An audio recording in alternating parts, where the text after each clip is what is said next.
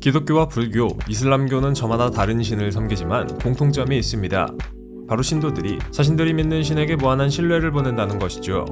오늘날의 기업, 그리고 소비자도 이와 별반 다를 바가 없으며 신뢰에 기반해 서로 탁구공을 주고받는 사이죠. 잘만 하면 애플처럼 광신도들을 만드는 것은 일도 아닙니다. 일단 신뢰를 얻기만 한다면 잘나가는 회사가 되어 매출이 올라가게 될 수 있죠. 폭스바겐과 파타고니아, 애플과 삼성, 프라이탁과 러쉬 같은 기업들은 모두 열성적인 지지층이 있습니다. 그리고 이 브랜드의 팬들이 생긴 것은 회사를 운영해오면서 쌓은 신뢰 덕분이죠. 어느 누구도 믿지 못할 회사의 물건을 사고 싶지 않아 합니다. 그런데 의외로 기업들은 소비자의 신뢰를 얻는 일을 중요치 않은 것으로 생각합니다. 사고가 터지면 잠잠해질 때까지 기다렸다가 슬그머니 장사를 시작하는 국내 기업들을 우리는 수도 없이 보았죠. 하지만 시대가 변했고 얼렁뚱땅 넘어가는 방식은 이제 통하지 않습니다. 역사상 가장 까다로운 전례 없는 소비자들인 MZ세대가 등장했기 때문입니다. 뭔가를 팔고자 하면 물건을 사줄 사람이 어떤 사람인지 알아야 합니다. 과연 이 MZ세대는 어떤 존재들일까요? 이들은 인터넷이라는 무기로 얻은 정보력과 신념들로 기업을 평가하고 불매운동을 펼치기도 합니다. 자사히 물건을 구매하지 말라는 괴상한 캐치프레이즈를 내세우는 파타고니아에 매료되며 예쁜 쓰레기 프라이탁을 구매해 들고 다니죠.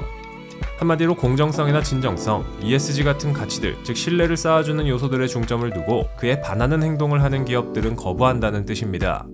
이런 가치에 기반해 회사에 입사 지원서를 내기도 하고 물건을 구매하기도 하죠. 결국 모든 것이 신뢰로부터 시작된다는 뜻입니다. 그렇다면 MZ세대의 마음을 얻을 신뢰라는 것은 도대체 어떻게 쌓는 걸까요? 신뢰를 팔아라의 저자 샌드라 서처와 샬린 굽타에 따르면 기업들이 신뢰를 얻는 조건은 크게 4가지입니다. 고객의 니즈를 충족시켜줄 뛰어난 제품을 만들 수 있는 기술 혹은 능력을 의미하는 역량, 회사를 운영하고 프로젝트를 시작하는 이유이자 목적인 동기, 목적을 달성할 수 있는 올바른 수단, 그리고 기업이 행하는 일로부터 발생하는 사건들이 사회에 미치는 영향이 바로 그것이죠.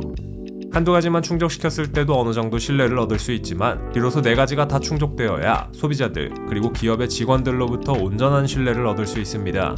그렇게 된다면 회사는 마치 돛을 달고 순풍을 만난 배처럼 멀리 뻗어나가게 되겠죠. 넷플릭스 요금 비싸다고 생각해보신 적 있으신가요? 이에 대한 논란은 최근에만 불거진 것이 아닙니다. 넷플릭스의 사례를 설명하면 신뢰와 관련된 이야기를 조금 더 이해하기 쉬울 겁니다. 2011년 당시 넷플릭스 사용자는 스트리밍과 DVD 대여를 합쳐 9.9달러를 지불했습니다. 넷플릭스는 두 서비스를 구분해 각각 요금을 내도록 했는데 따져보면 전체적으로 63%나 요금이 인상된 것과 같았죠. 덕분에 몇 달 만에 넷플릭스의 구독자는 80만 명이 떨어져 나갔습니다. 기업의 본질적인 목적인 이익 창출을 공정하게 하지 않는다면 소비자들은 금방 멀어지게 됩니다. 신뢰의 4가지 조건 중에서 수단을 충족시키지 못한 것이었죠. 다행히도 넷플릭스는 얼마 안가 요금제 인상을 철회했습니다. 이번에는 페이스북의 사례를 한번 살펴볼까요? 여러분도 아시다시피 페이스북은 하버드 동창생들을 위한 소셜미디어로 시작되어 전세계로 널리 퍼져나간 서비스입니다. 이런 페이스북도 위기를 맞았던 적이 있는데 가짜뉴스를 제대로 걸러내지 못하는 알고리즘 덕분에 사회에 좋지 않은 영향을 준다고 한 직원이 내부 고발을 한 것이 화근이었습니다. 역량도, 동기도, 그리고 수단도 모두 확보했지만 페이스북이 사회에 미칠 영향을 제대로 고려하지 못한 덕분에 주가는 70%나 폭락했죠.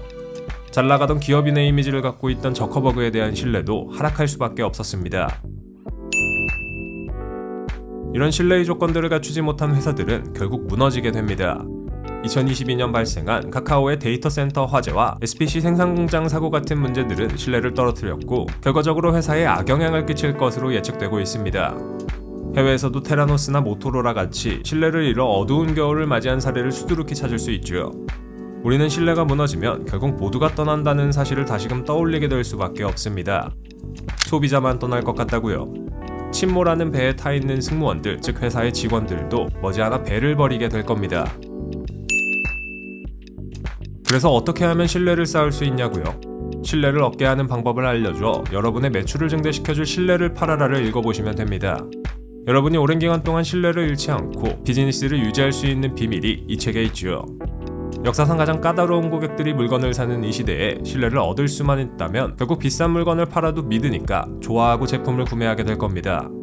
애플부터 파타고니아까지 미래를 선점한 기업의 제1원칙은 신뢰였다는 것을 기억해야 합니다. 하버드 경영대학원에서 20년 만에 밝혀낸 신뢰자산을 조직에 성공적으로 적용하는 법이 궁금하다면 이 책을 읽어보시면 좋겠습니다.